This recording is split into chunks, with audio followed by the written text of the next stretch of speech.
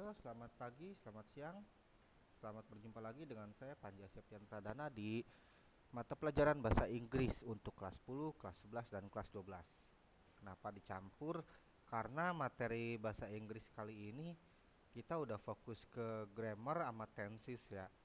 Jadi di tiap mata pelajaran sebenarnya ada di kelas 1, kelas 2, kelas 3, meskipun nggak secara mendetil gitu. Jadi lebih enaknya kalau mata pelajaran ini kita satuin jadi satu wadah gitu kan, terlepas dari materi-materi yang udah ada di tiap kelasnya. Tapi sebelum kita bahas grammar sama tenses nih, ada baiknya saya pikir kalau saya sedikit penjelasan soal konsep timeline ya. Karena ini bakal kita pakai kalau kita bicara soal tenses. Jadi timeline itu apa sih? Kalau kita terjemahin secara kasar, timeline itu kan artinya garis waktu ya.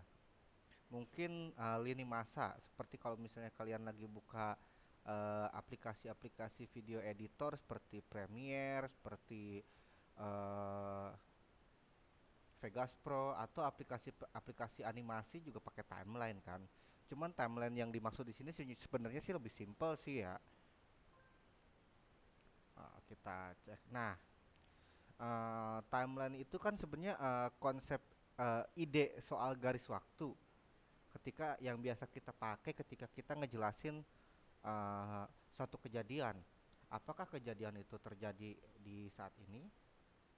Apakah kejadian itu terjadi di masa lalu, pas, atau kejadian bakal terjadi di masa depan, future? Di sini kita representasikan sedikit di present atau masa saat ini ada simple present tense. Meskipun sebenarnya simple present tense itu nggak terikat waktu ya.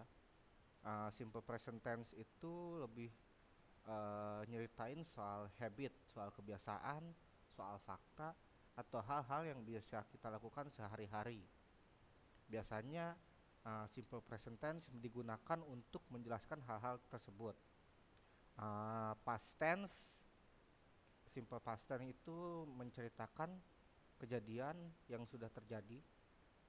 Misalnya saya kemarin pergi ke Pangandaran, maka pola tata bahasa yang kita pakai itu pakai eh, garis waktu yang ada di masa lampau atau di past. Sementara future atau simple contohnya di sini ada simple future tense itu menceritakan sesuatu kejadian yang akan terjadi, yang belum tentu terjadi maupun sudah pasti terjadi di masa depan. Biasanya kita akan menggunakan uh, simple future tense untuk contohnya, meskipun ada tenses-tenses lain lagi nanti yang bisa ngebantu kita ya. Jadi ya sebenarnya timeline ini sederhananya garis waktu sih seperti ini ya. Uh, Mungkin untuk saat ini masih agak ngebingungin gitu, apaan sih gitu. Tapi nanti ketika kita udah masuk ke tenses itu jadi lebih gampang deh, jadi lebih ngeklik gitu kayak potongan puzzle yang hilang.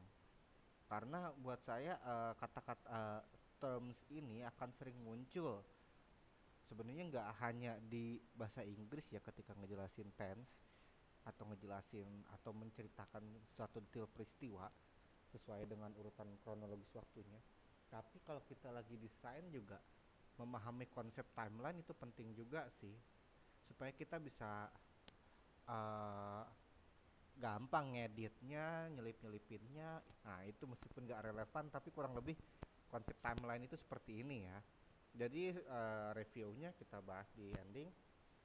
Timeline itu berarti garis waktu yang memudahkan kita untuk memahami apakah kronologis, apakah peristiwa yang kita ceritakan ini terjadi di saat ini, present, terjadi di masa lalu, past, atau terjadi di masa depan, future. Nah, aku yakin ini mudah dipahami. Sampai ketemu di pertemuan selanjutnya, ya, di mana kita akan udah mulai membahas soal tenses ya. Saya Panji Septian Pradana, pamit undur diri.